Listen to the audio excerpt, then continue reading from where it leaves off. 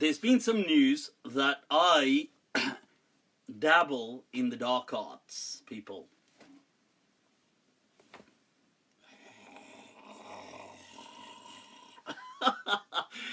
So some guy, Umar Mustafa, I don't really know him, but I think he studies somewhere in Saudi, I think, American, I believe.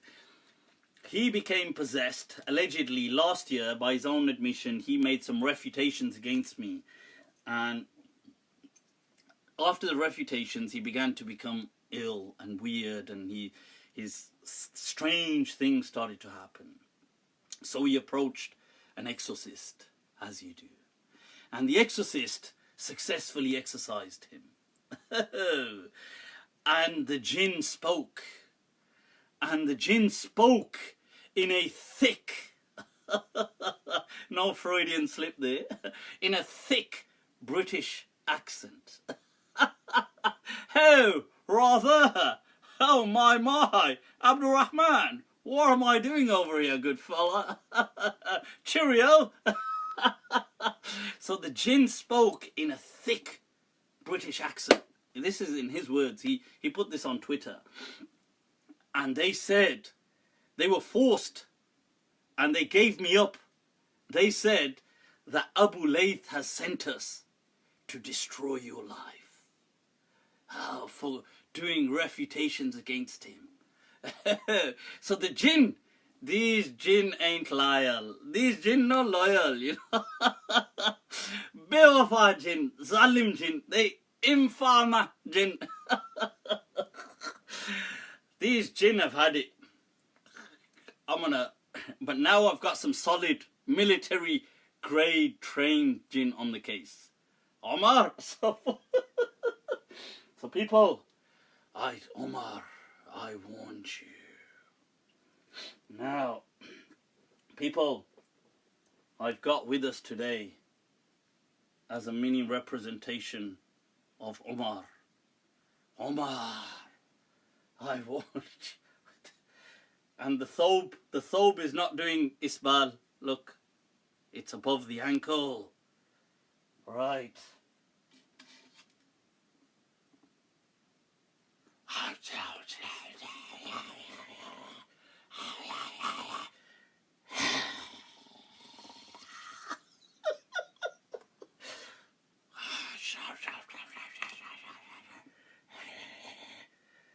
His memory.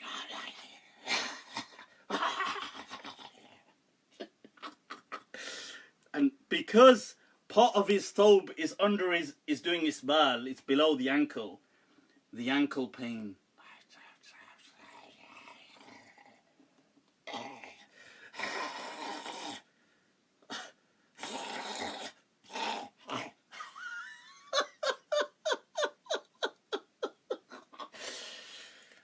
Oh, dark spirits, I summon thee.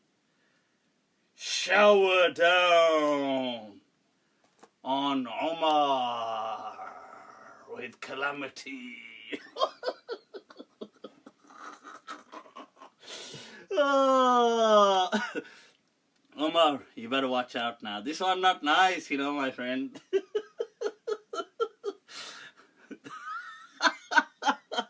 Oh, damn. Zara's going to be looking for a penguin.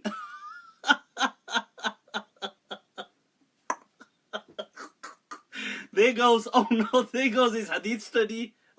I just knocked it out of his head.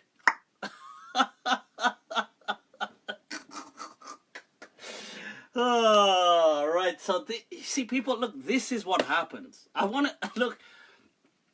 tell people that jinn possession doesn't happen. Oh, by the way, they said that was part of my plot. The greatest trick the devil ever did was to convince people he didn't exist.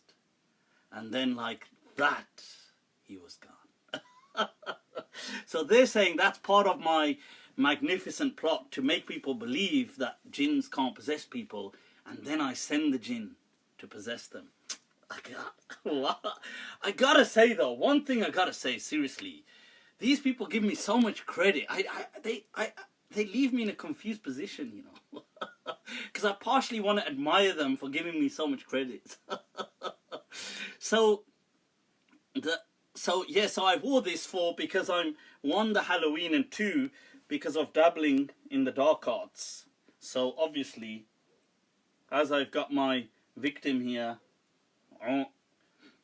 who's studying in Medina University in Saudi Arabia, and because he's been refuting Malm, nobody refutes Malm.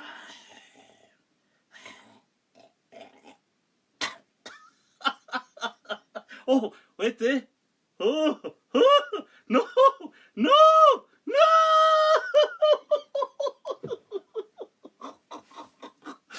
Oh, people, relax, people. I'm going to revive him later on. I'm going to revive him. Right, so this is the thing. Look, I want to say, seriously, this is the problem. I thought first this was a joke. Yeah, I thought that they were just joking around, trying to say, well, oh, you know, Malm has sent some jinns after us. But then I realized they're actually genuine. And this is why I clearly warn against this kind of superstitious belief. That just look at this. I mean, look at the kind of misery that they self-impose. So, alright, people, we're back. That was the jinn. I take it back. I take it back. I take it back. I take it back. I'll offer another sacrifice. I'll offer another sacrifice, huh? What must it? So, people, look, the interesting thing is that the verse, right, the verse of the Quran, the interesting thing is that the verse of the Quran actually says, إِنَّهُ كَانَ رِجَالٌ مِّنَ الْإِنسِ يَعُوذُونَ بِرِجَالٍ مِّنَ الْجِنِّ. That there were, this is the verse of the Quran, there were men from humans who would seek refuge with the jinn. فَزَادُوهُمْ رَهَقًا.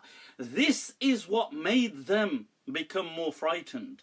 You see, you give mentally more power to these, like this kind of imagined phenomenon, and then before you know it, you know, you are no longer the master of it. It is the master of you. So people, that was clearly, yep, those of you just tuning back in, that was clearly jinni intervention. Now I know that the battery is low, and I think I know why that's been happening. My my Zozo, Zara, I think she's downloaded a lot more apps, and every time you keep, if there's a surplus amount of apps, it doesn't run live. It keeps interrupting, so I learnt that in the past.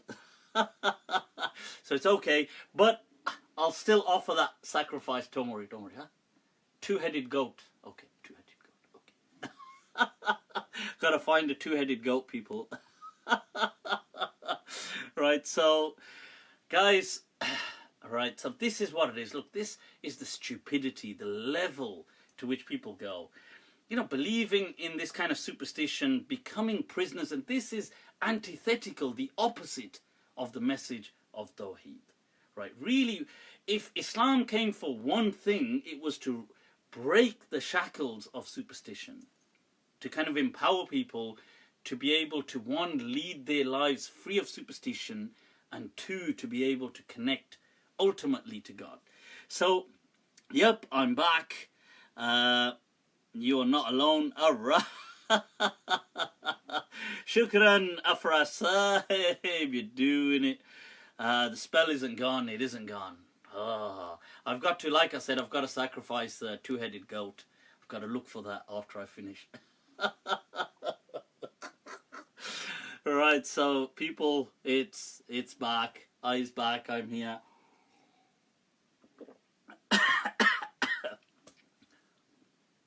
Choking as well, huh?